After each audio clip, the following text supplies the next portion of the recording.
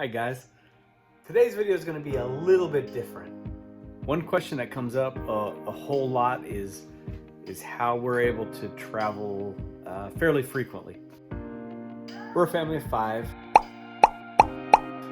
middle class, not rich at all, have mortgage payments, student loans, car payments, all that stuff. I'm sure you also know that a vacation for a family of 5 can get pretty pricey,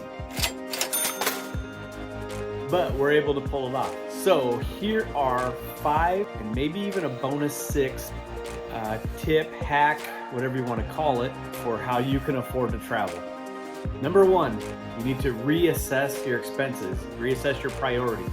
This may mean some sacrifices. It might mean you don't have the most fancy trim on a new car, or it means that you have a smaller house than maybe you want. It basically boils down to a battle between material versus experience. Do you want the deluxe trim on your new truck? That's okay if you do, but it's just one place where maybe you can cut that expense out if you really honestly want to travel more. Maybe it's time to cut the cable cord. Maybe you only watch 2 channels out of the 100 that you get. And meals are a huge place where you can cut some costs. I like the meme, yes, you can afford to travel, you just don't like making sandwiches. If you bring your lunch to work instead of eating out 5 days a week, that's about 50 bucks a week. That's 200 bucks a month. That's $2,400 a year. Yes, you can afford to travel, you just don't like making sandwiches. On a similar note, try to make your lunch more, make your meals more when you're on vacation. We try to limit our dining out experience to 1 meal a day when we're on our trips. That even includes the small meals like McDonald's. McDonald's for a family of 5 can easily get to be about 50 bucks each time. 5-day vacation, that is about $250. Peanut butter and jelly and an apple sounding a little tastier already, huh? Number 2, open up a dedicated account for your travel expenses. Now that you're saving all that money taking your lunch to work, find some place to put that money and maybe even make it a little bit inconvenient to get to that money. Open up that account at a different bank than you normally go to. That way you won't impulse buy that PlayStation 6. Number 3, travel during off-peak times. During one of our trips to Florida, we were there during the off-peak. Hotels were super reasonable, not expensive at all. Fast forward to our next trip during peak season, and that was not the case. Hotels were 3 to 4 times the amount of money. The price of rental cars can fluctuate in a similar manner. I once got a rental car in San Diego for $1 a day during the off-peak season. During spring in Florida, it's not abnormal to see a rental car for $600 for 3 or 4 days. During one of our trips to Alaska, we went in the springtime. We stayed in this beautiful inn for about 1/3 of the price of what it costs in the summer. Now, Alaska isn't your typical spring break destination, but there were a lot of off the beaten path type of activities that we could do that might not have been the case in, say, summer. And another bonus, no crowds. A resort, beach, or popular restaurant could basically be all yours. Number 4, utilize travel credit cards. This tip does come with a very serious warning. Don't get yourself in debt with these credit cards. Nothing will hinder your trip more than having thousands of dollars in debt that you have to pay on. That being said, travel credit cards are a huge tool for someone who travels frequently. Most of them have introductory offers where if you spend a certain amount of money within a certain amount of time, you get hundreds of thousands of bonus points that you can spend on travel or hotels, airfare, activities. For example, a trip to San Diego where we got the rental car for $1 a day, I was able to take my family whale watching for $0 just using credit card points. I also have a friend who visited Japan and they were able to pay for their round trip ticket with their credit card points. Like I mentioned, try not to carry a balance on these cards. Paying interest will begin to detract from the benefits you're getting from the bonus points. My strategy is to pay the card off as you go. For example, I'll fuel up my truck. After I'm done fueling, I'll sit in the truck, make a payment on that credit card for that amount.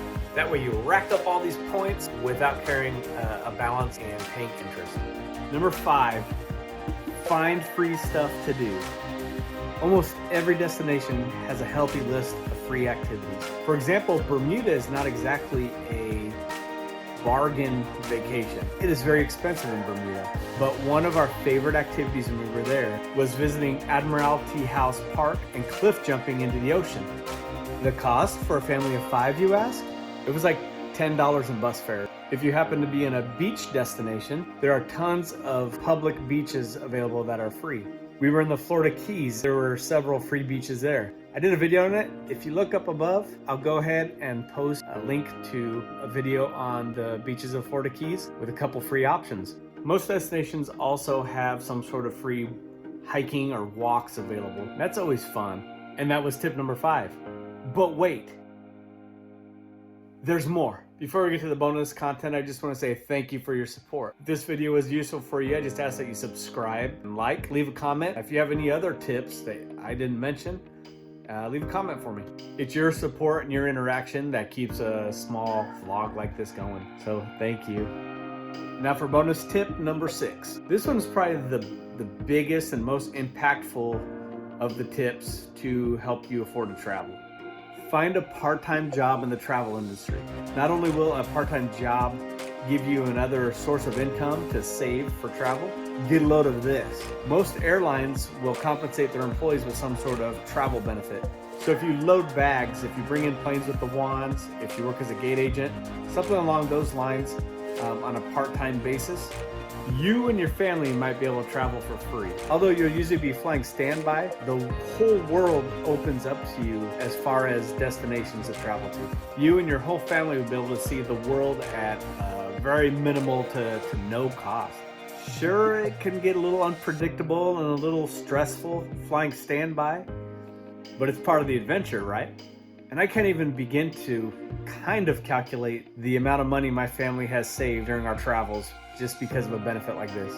And it is exciting sometimes going to the airport and not knowing where you're going to end up. And many hotels offer a similar benefit. For example, if you work a couple catering events, maybe that hotel gives you access to $35 a night hotels.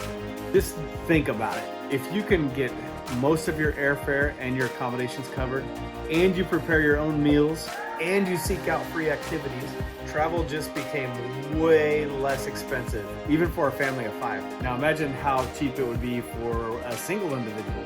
Hopefully these tips really help you out. I love to travel. Really hope that this gives you a chance to travel too. You can find a more comprehensive and more in-depth list of travel hacks and travel tips at thewanderingfirefighter.com. I'll put a link below. Thanks for watching, and remember, die with memories, not dreams.